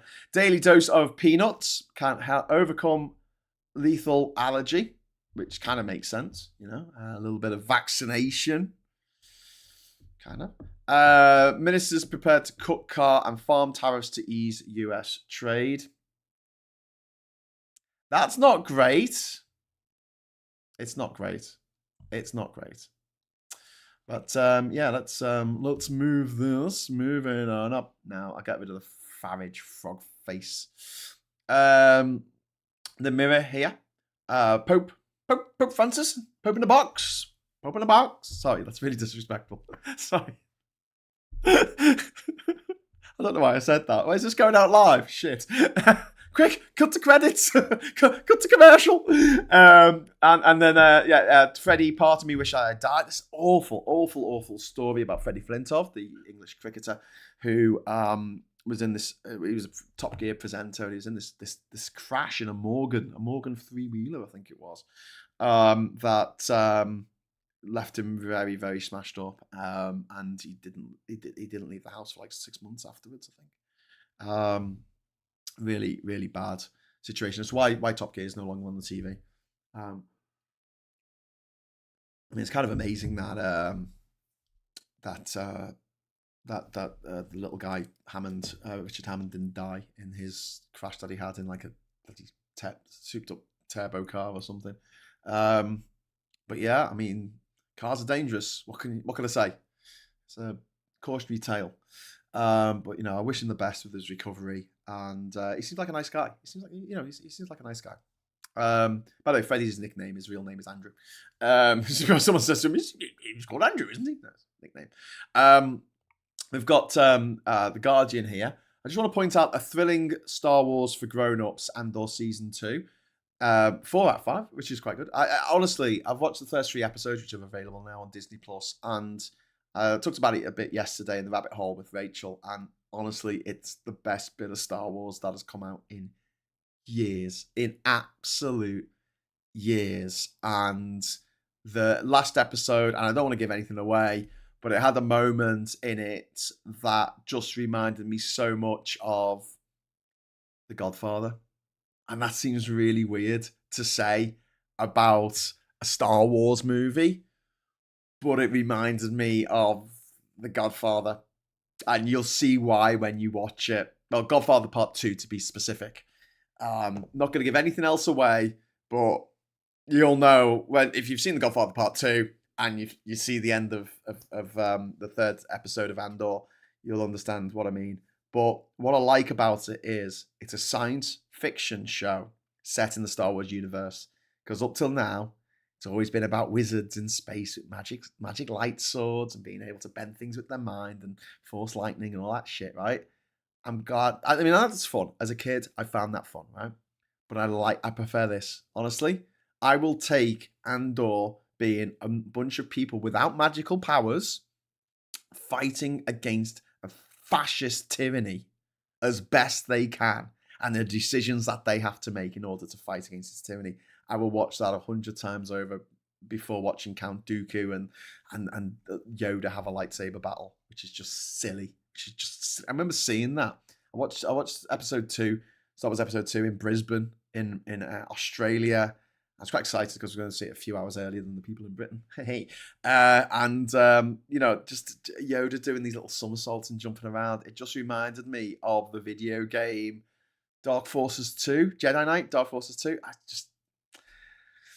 It's just like a video game to me. Anyway, some people don't like me, and I don't care, says Charlotte Proudman. Who's Charlotte Proudman? Who is Charlotte Proudman? Let's look up Charlotte Proudman. Who is Charlotte Proudman? I hear you ask. She's a barrister. She is a barrister. She is an award-winning barrister, and some people don't like her, but she doesn't care. Okay. She stood up against the boys' club at the heart of our justice system. Let's have a look at her education. So she went to Harvard, Cambridge, Berkeley, Keele. I can't see what school she went to. So We could look it up. We could find it somehow. Sometimes it's a bit difficult to find out what school people went to. City St. George's. Is this a university? She's only put down a university here. She's not put down. She's not put down what school she went to. But it might be, I don't know, another addition to the private school mafia, which is coming to get us all at some point. By the way, that wasn't supposed to come up on the screen. There's a bug with OBS where it keeps overlaying. If I open another window, it overlays that window. But you saw my process there. You saw behind the curtain. Got to peek behind the curtain there. Me looking someone up on LinkedIn to go, what school did they go to? I go how to add them to the private school mafia list. Crimea is lost, says Trump as he warns Zelensky on peace deal. Washington's proposal would freeze conflict along current front lines. It's never going to wash. Never going to wash. The people of Ukraine are going to fight till the end of time to get back what is theirs. So, good luck. Good luck, Trump. I don't mean that because I hate him. I don't want him to have any luck at all. PM pressed to let young Europeans work in UK. This is Keir Starmer under pressure from more than 60 Labour MPs to allow thousands of young Europeans to live and work in the UK. I love the way they say thousands. They're trying to make it sound like it's a bad thing that all these people are going to come over because the Guardian. Pretends it's kind of progressive, but really, it's all written by the private school mafia. And then cricket saved me, Andrew Flintoff, on his struggle to return to health. I've been doing interviews. Noisy phone users could face ban on transport. A party of party poopers or defenders of quiet majority. Either way, the Liberal Democrats are redefining the political battle bus by proposing a ban on people playing music and videos on their phone speaker on public transport. I'd like to see that, but I don't blame them, right? Here's the thing.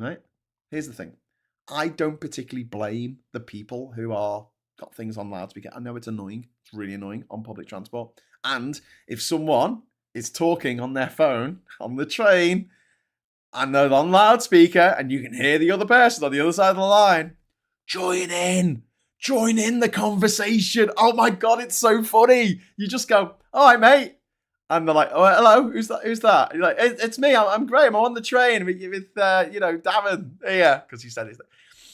And he's like, excuse me, mate, this is a private conversation. And I'm like, always fun. It's like when you've got you're crossing a zebra crossing and there's someone waiting, to go across the zebra crossing and they're revving their car and they're blasting house music out from their car. Just start to dance. Just start to dance to their music, because that's what they want, obviously. I mean, why would they be playing it so loud that everyone in the neighbourhood could hear it if they didn't want you to dance in front of the car and hold them up from wherever the fuck it is they need to go? Sorry, I'm a little bit of a mischief maker. Anyway, we've got the daily... Oh, God, didn't want that. Don't press on that, Graham, dickhead. Daily Mail. Coming up next. Okay, there we go. We've got Gappy birthday Lewis. They got the same kid on the front cover, and then they got some people on the front cover. These people, I don't know why. There's these people from some family down the street. There's these people, and they got this picture of Wills. No, not Wills. The other one, Harry. Harry, is it? Looking at his wife, a bit like, oh, what's she up to? Hey, look at that. Back my piece. So actually, the front cover, the headline of the Mail has got nothing to do with these fucking pictures that are around the outside.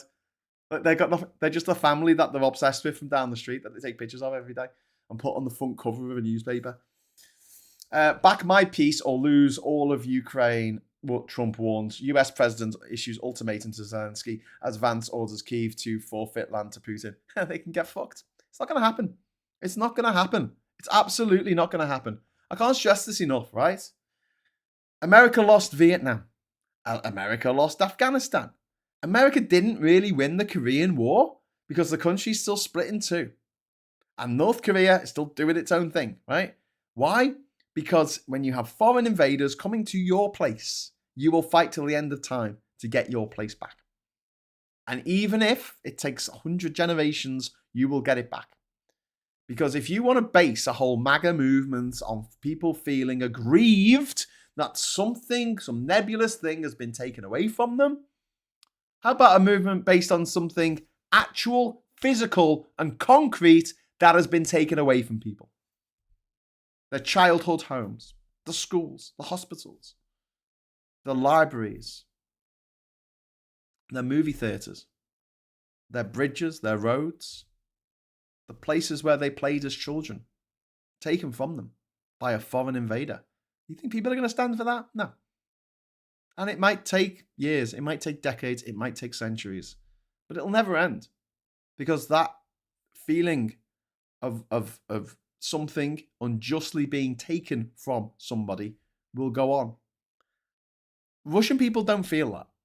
The Russian people aren't sitting there going, oh, bloody hell, those Ukrainians stealing all our land. Rah, rah, rah. They just go along with it because they're in the Putin fan club. They're in the Putin cargo cult.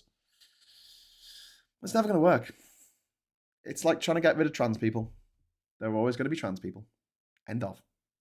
You can either work with that fact and make people's lives better and make people feel more loved and valued and respected. Or you can be a complete dickhead and try and make trans people go away. It's not going to happen. It's not going to happen, dickheads. It's not going to happen. You're not going to get rid of them. They're always going to be here. And good job they are. Good job they are. And then we've got to go back to the papers in a moment. But I did realise that when I was looking at the Daily Mail, I didn't quite see what was on the front of the hideous Telegraph. But I've fixed that now, so it's okay. We can go back over to the other screen. We can go back over. I've fixed it now. Behind the massive frog head, there's a guy saying, I've got a fighting chance to be PM. Nigel Farage there with his disgusting nicotine-stained teeth that were, each one of them's in it for themselves. How is he like a folk hero of the working class? I don't know.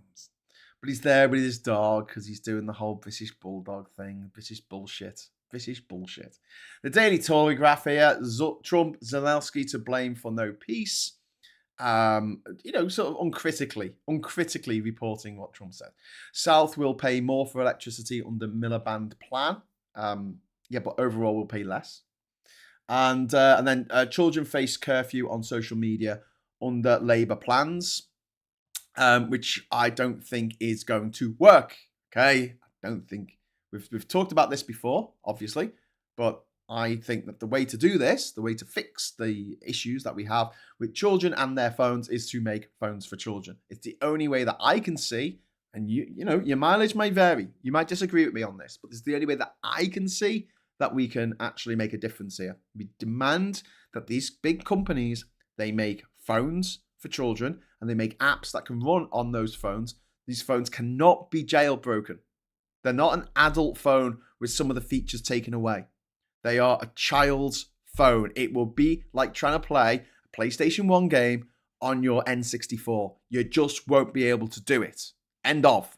Just ain't gonna happen, mate. I mean, you can spend months emulating the game for the N64 code, but it's not going to happen, okay? It's just, it's a ridiculous concept. The whole concept is idiotic that it might possibly work, right? That's because the architecture of an N64 is entirely different to the architecture of the PlayStation 1. Although, fun fact, PlayStation were actually commissioned by, Sony were commissioned by Nintendo to make a CD drive for their games console. And then that idea was abandoned. In the N64, they used cartridges. And as a result, the technology that Sony had developed, they used that technology to create the PlayStation. And the rest is history. And I think that kind of softened the blow from the fact that a few years later, Apple managed to make the iPod the number one musical thing for people to listen to music on with, when they had nothing to do with music ever before then. And Sony not only invented the Walkman, but also owned a quarter of the world's record publishing. So a quarter of the world's records were owned by Sony. And they didn't manage to make anybody. They brought out the Zune. Was it the Zune they brought out? Which just was awful. I'm sure some people still loved it, but yeah, the fact that Apple stole a march on Sony when it came to portable music is remarkable. I think historians will look back on that fact and go, that's interesting. Anyway, so Morning Brew papers. Here we go. Financial Times here. Reeves ready to cut tariffs on US car imports and push for deal with Trump. Chancellor hopeful for pact. No yielding on food standards. Stock lifted by easing of tensions there. And then we've got Rachel Reeves has opened the door to a cut in US car imports, on tariffs, on US car imports as part of a trade deal with Donald Trump. But here's the thing. Oh, I need to get rid of fog face. Here's the thing, right? We don't buy American cars for a very good reason. Because we've got little narrow fucking country lanes in this country. Like, having a huge American pickup truck makes no sense on our roads. But you know, the Brexit voters, the refuck voters, they'll probably go, oh yeah, I can buy a fucking Ford pickup van. Oh, yeah. You know, these clean tray wankers, they're called. You know, the back of the pickup truck is called a tray.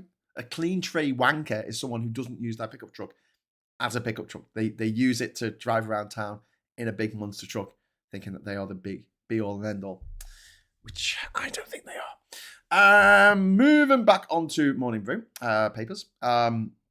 We got Lutnick's son joins SoftBank in 3.6 billion bet. White House tonic revives crypto. Wow, crapto. The famous the pyramid scheme. I don't know why I did bunny ears for that. It doesn't need bunny ears. Pyramid scheme.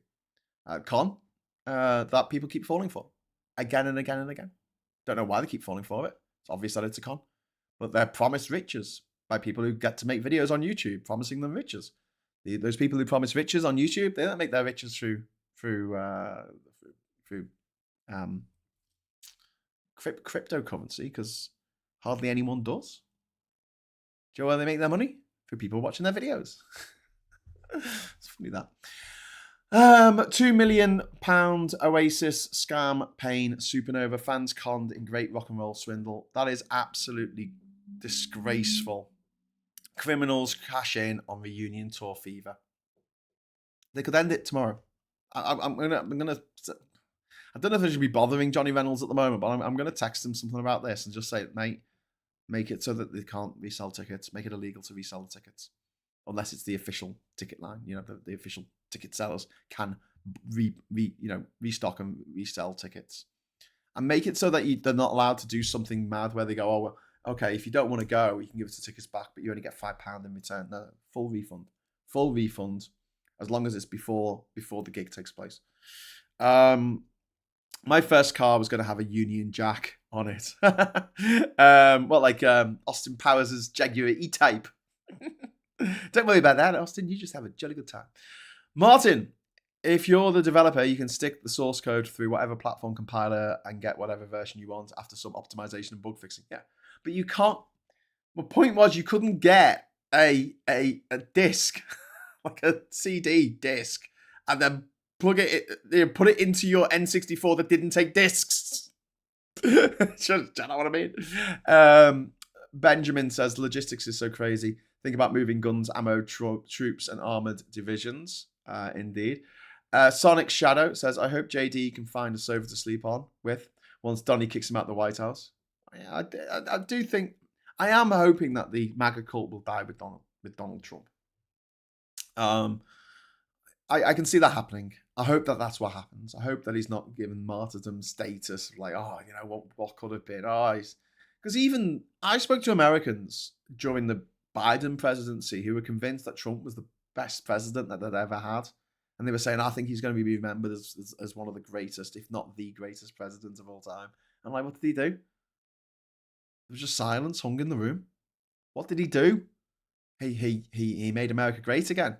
Yeah, but what did he actually do? He said he was going to build a wall. He didn't. He said he was going to get rid of Obamacare.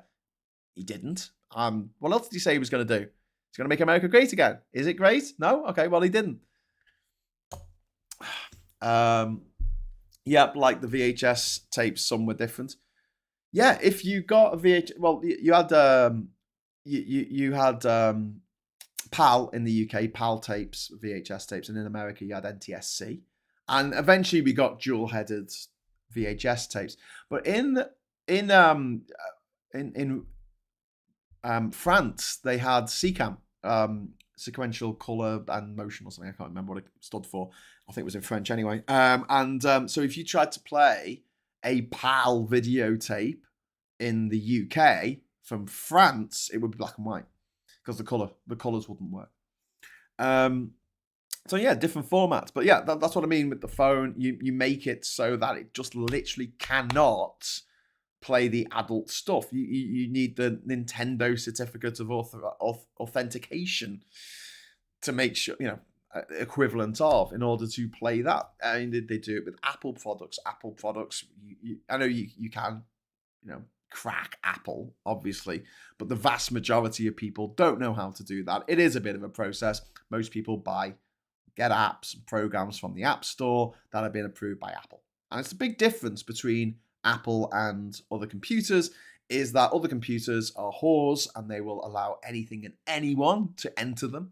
And they will take any programs, anything like that. You can make them run on a PC.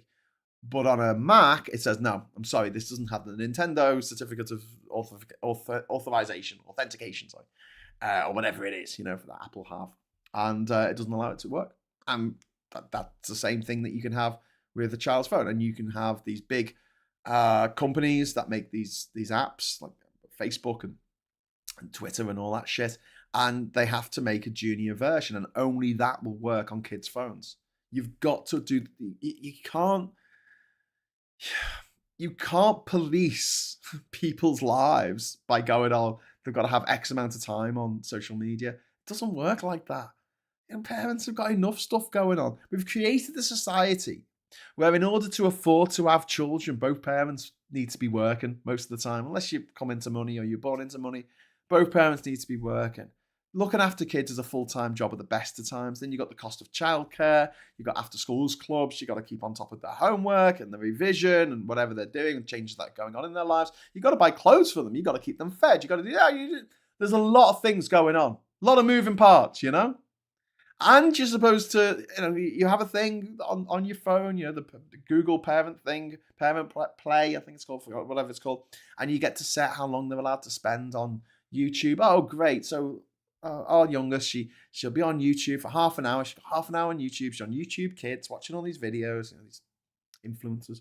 And then she gets to the end of that. And then she goes on to Chrome.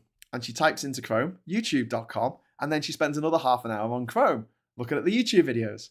And then she goes on that and she goes on to Mozilla Firefox. And she'll unless we stop her by getting them off her system, off her tablet or off her phone, what can we do? We've got to be vigilant at all times. No! Stop it! Stop it! I know that a lot of these politicians are fucking mega rich. I know they have nannies to look after their kids and watch them 24/7. The rest of us don't have that luxury.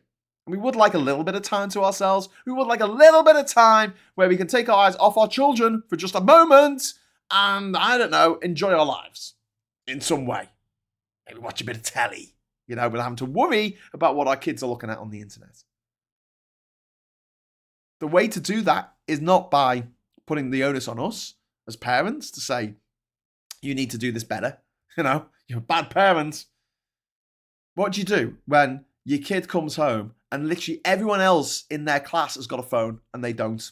And they're all talking on WhatsApp. And the conversation each day is what they were talking about on WhatsApp that night before, because they're all texting each other in the evening. And your kid is the one kid who doesn't have a phone. And that kid feels left out, isolated, alone, starts turning in on themselves as a result. What do you do? It's all very well to be high and mighty and go, well, my children don't get phones. That famous Faso sketch where they're going on about how middle class they are. I don't even own a television, but I don't own a car. I've got a bike. I'm so middle class that I don't even, we live in a hovel. I'm so middle class, we live in a cave. That kind of thing. It's not real. It's not realistic. People put their best lives on Instagram. It's not, these parents who pretend that they're perfect parents and the little kids are not little jam-faced crotch horrors that they really are. Crotch monkeys. But yeah, the way to deal with this is not by putting the onus on the kids, not by putting the onus on the parents, but by putting the onus on the manufacturers of the products and say, look, you need to make an unjailbreakable junior phone. You need to make a phone for kids. And the only apps that can go on it are these particular apps, these particular games that are set up in such a way that they can't be abused by other people. Because as soon as you allow Roblox, for instance, there's a messaging part of Roblox. And someone described this as, would you let your kid go into a building where you knew there were 1,000 paedophiles in that building? No? Well, don't let them have the messaging bit on Roblox. But also, Roblox allows people to build their own games. And so people can build whatever games they want. And yes, they do have people monitoring it. But this is the thing with horrific images, pornographic images, stuff that kids shouldn't see. You only need to see it once, and it can fuck you up for the rest of your life. And that's why any kid being online, it's a fucking danger. It's an absolute danger. So, I want junior versions of tablets, junior versions of phones, junior versions of laptops.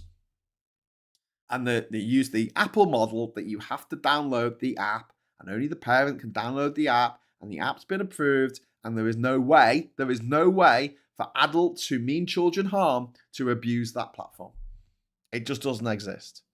Someone on the junior version of WhatsApp, the only people who can message you on that are people whose numbers are in your phone to your friends. That's it. Random people can't send you pictures of their penis. Okay? Because that can happen on messaging apps at the moment to children, and we're doing fuck all about it. So this is the issue. And I wish the government would grab the bull by the horns and do what needs to be done here. I don't know why they don't. And you would talk to the EU about getting this an EU-wide thing. Look, and for the manufacturers, it's not that big a deal. It's not like they need a whole new production line to be able to do this. The rest of the phone is pretty much the same. It's just a difference in the BIOS, in the actual firmware of the phone. That means that it is unbreakable. You can't set it up to play any adult apps. They just don't work. Anyway, that's my two pith. And I've gone on for an extra 56 minutes. The reason being, everyone's been so amazingly generous with the super chats today. So I thought I'd give you a special bonus episode of Morning Brew, in which I was trying to talk about cargo cults, got kind of distracted by my travels around the world, and then I went on at you about junior phones. You're still here. Thanks. Okay, so Martin... okay, couldn't stand not knowing anymore, so went down to speak to a woman setting up. It's motion capture, 26 cameras, a study of everyday life of people at the university. Oh, cool. I hope JD can find a sofa. I've read that one. I don't know if you want to read a message again. NTSCJ for Japan. Indeed. I have a small collection of CCAM tapes when I lived in France, lol. The one in black and white. The worst thing MTV did was show 10 game shows and reality shows instead of videos. Yes. Aaron, if we're going to be nostalgic for the past,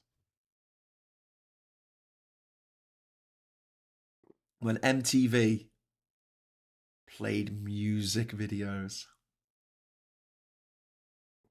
great days, absolutely great days. I have a collection of eight 3-hour VHS tapes with MTV music videos on them recorded. So when an MTV would play a video that I liked, I always had my video recorder on. When I watched MTV, I'd have my video recorder on record, pause, and if a video came on, I was like, oh shit, it's Radiohead, and I'd press the play button, and that would start recording. And I recorded something mad like 800 songs. I mean, I've got the list. I've got the list of all of the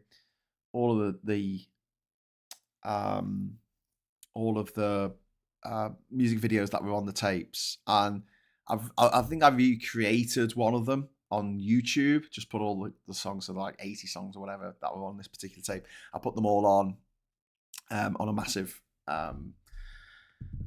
playlist. It was like Graham's VHS tape 1. Yeah, when they used to play music, that was actually decent. I'll tell you what, I used to go home. I'd go home when I was in sixth form. I would go home at lunchtime sometimes because they would show 3 videos around 1 o'clock. It was like random 3 videos, and they tended to be stuff that they didn't normally show. So it wasn't a fucking U2 video or Janet Jackson, which were played on heavy rotation. It was something a little bit different. It'd be like Dinosaur Jr. or the Lemonheads or something like that. And I remember going home to try and get, they played Fake Plastic Trees by Radiohead. I'd be like, yes, I got it. It was my Pokemon Go of the 90s. It was collecting MTV music videos. And then, it went shit because they decided that they just wanted to show the real world forever. And my Super Sweet 16. John C, go have a cup of tea and a sticky bun, Graham. Ooh, that sounds like a great idea. I don't think we've got any sticky buns in. I think we ate all of our hot cross buns. I'll definitely have a cup of tea. That sounds like a plan. Whatever happened to Paul King? Says Colin Baker. I don't know. Who's Paul King? Even Minecraft servers are very similar to Roblox, and you can build anything. It's been used to great effect to allow people to read banned books in countries, but I can see it being abused too. Yeah, I mean, anything's open to abuse. Like, would you let your kid play in a building that you knew there were 1,000 paedophiles in the building? No, of course you wouldn't. The internet. Hello, ladies and gentlemen. It's the internet. Ali, either fast become expensive to maintain. One phone and it had a key. Says Leanne Scott. That's another thing I want. When we talk about like being on the train and joining in if someone's having a conversation on the phone. I blame the manufacturers. I blame iPhone manufacturers. I blame Apple for this phenomenon in the last few years because they've taken away the good old fashioned headphone jack. The what's it called? The mini jack, a miniature version. There it is of the old miniature version of the old phone jacks that they used to use in like the 1870s. So that design is from the 1870s, and it's in your modern phone, which I find remarkable. But there you go. They took that away, so now when someone calls them, they got no choice but to kind of listen and have everyone else listen to them at the same time. It's very, very frustrating unless they get the little wireless headphones out and stuff. Taking away the headphone jack. Crime against humanity as far as I'm concerned. Never been a big Apple fan, but something particularly shitty that they did, which kind of annoys me. And then some were lost in a fight. And someone's saying, it'll get jailbroken too. Look, my kids ain't going to jailbreak it. Do you know what I mean? Like, if anyone's going to jailbreak it, it'll be someone who's really into programming and can open the thing up and resolder it. It's going to be a process. It's not going to be a case of plugging in a USB pen and then profit. It couldn't be. Blue Badger, the worst thing about reaching my 30s is realizing that the stuff that was final standard when I was 16 turns out was pretty awesome. Lol. Yeah, I suppose. Yeah. Got it. I agree. If these junior phones are made along those lines, how will newspapers get their stories looking at you, Piers Morgan? Well, yeah, indeed. Paul King was the singer with King. He became a VJ on MTV. Yeah, when I was a kid, I wanted to be a VJ when I grew up. Until I realised it wasn't a proper job. But then that'd be great, like just talking to bands and saying, you got a new video out and talking about the new tour that's coming out and Top of the Pops. I wish they'd bring back Top of the Pops on YouTube. YouTube could change things, like the music industry in this country, the way it is at the moment. YouTube could be the sort of music capital of the world, because it could be the MTV to Spotify's radio.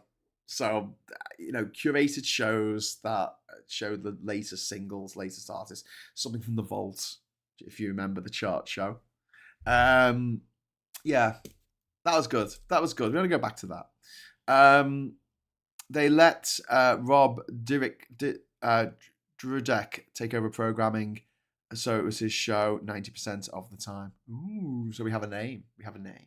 I used to have a VHS with all the Headbangers balls from 1988 to 1990, but I lost them all. Oh no! Oh no! Someone lost in a fire or borrowed or stolen. Well, that's a bit shit. I've lost one of my MTV tapes because I left it in Fab Cafe when I left Fab Cafe because they used to use my tape to play on the TVs when the DJ wasn't in, so they could just have some music videos that were just playing. I couldn't stay to watch it at 2 to 3 a.m., so I taped it. Says Aaron her. Yeah, Headbangers Ball. Didn't Davina McCall? Wasn't she Headbangers Ball for a little while? Am I dreaming that? I know Davina used to be on MTV, but I don't know if she did Headbangers Ball. Blue Badger. If there's a mechanism, there's still over. It's still over 100 years. Either the whole device is outdated or the design is good. Also, when my 2.2mm jack phone broke, I had an adapter in the USB-C jack. Lol. Well, yeah, but I mean that I think that's incredible that you have such an awesome bit of 21st century technology, as in a phone, and it's got a bit of kit in it from the 1870s. Because it works. If something works, it works. Ren is my latest find, the best artist I've heard in years, and wouldn't have found him without YouTube. Yeah. YouTube could be the MTV to Spotify's radio. I don't know why they don't. They could really be the people promoting this because they decide what's on the front cover of their. Sometimes I go onto YouTube and there'll be some videos about film reviews or Star Wars or something else. That I've obviously clicked on in the past, something similar. And it's all politics. There's so much politics. Because obviously I follow what Phil puts up or watch his videos and watch Max's videos, and Ollie's and people like that, and Super Tansky. And so I got a lot of politics videos. I'd like to get some music stuff. Like, Wolf Alice has got new stuff coming out. Let's have an interview with them on YouTube. I'll watch that. Or maybe a live show, maybe a live stream. Was Adam Curry on the original Headbangers Ball? I don't know. Isn't that what Vivo tried to do on YouTube? Yeah, but Vivo's not.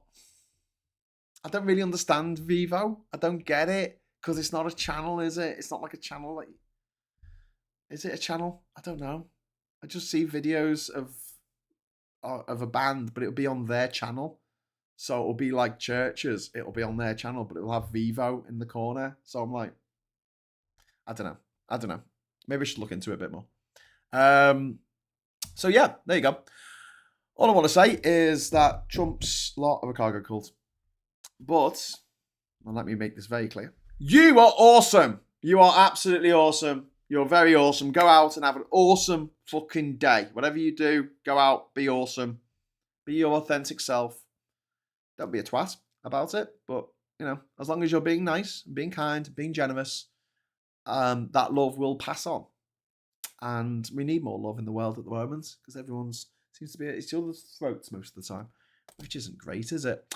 So, thanks very much for watching. Thanks so much for the super chats and especially the mega chats. That was absolutely phenomenal. Thank you so much for that. I'll be back at 6 o'clock tonight with Hughes of the World, where we'll be going to the Caribbean Republic of Dominica. So please join us for that. It'll be fun and entertaining and enlightening, I hope. Your mileage may vary. 2 lols or your money back. And I'll be back definitely tomorrow for Morning Brew at 9 o'clock. Hope you can join us for that morning show. I'll leave you to go and listen to what James O'Brien has to whitter on about for the next hour. Or he does Mystery Hour at 12, doesn't he? So maybe you can have a listen along to Mystery Hour while people get the answer wrong. And it gets, oh God, someone's called up and given the wrong answer. And he gets so angry. Stuart's inquiry. Oh yeah, I was going to mention something about phones and people talking on the phones. What I want, right? I want an old-fashioned phone. Where you dial a number, right? If someone wants to get this for my birthday, this is what I want. And it works. It's got a battery in it, and it works as a mobile phone. Okay. And I want to be able to. So it's got no cable to plug into the wall.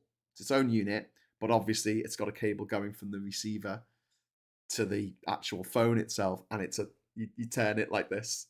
That's what I want, and I want it to actually work. Okay, it's got a SIM card in. It actually works as a mobile phone, and I want to be able to go, hello, Avon calling. on the train, I want to be able to put it on the desk, on the table, on the train, and just literally, you know, have someone call me. Bring, bring, bring. Hello! I'm on the train. That's what I want. That's what I want. So yeah, it's my birthday in February, so you got a bit of time to put that together. But if you can, get the solder kit out. Okay, so thanks very much for watching. Thanks to all the chats, super chats. Thanks for the mega chats. And until next time, I'll say just please give us a like on the way out. Just a little thing that you can do. I think you've all given me enough this morning, to be honest with you. So it feels a bit cheeky asking for that, but likes are always good. So if you do that on the way out, and until next time, I'll say hello, good evening, welcome, and goodbye.